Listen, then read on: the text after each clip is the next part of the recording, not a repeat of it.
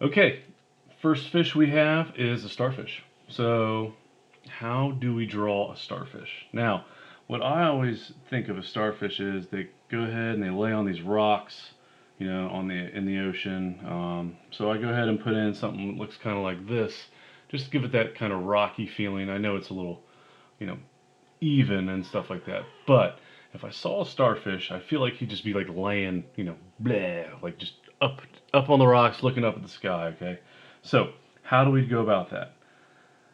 First thing I'm going to do is I'm going to draw in a teardrop. Okay. Next thing I'm going to do is I'm going to draw in another teardrop, and then another teardrop. Now notice how I'm bending around with these rocks. I'm laying him on top of these rocks right here. Okay. Now if this one sits on this side, then this one is going to bump up on this side, and this one is going to go right behind the other side of this rock. Now, a starfish has 5 sides, correct? 1, 2, 3, 4, and 5.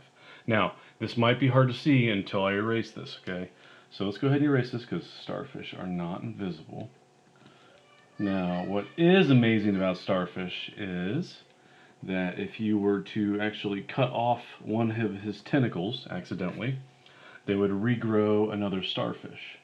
And what's even crazier about it is not just one. If you cut them up into about, I don't know, 20 pieces, you might get 20 starfish regenerated. Now, notice what I did was I erased and kept these 3 as my front piece. Okay. Now what we can see is this is the back side of his arm, which would be this one right here.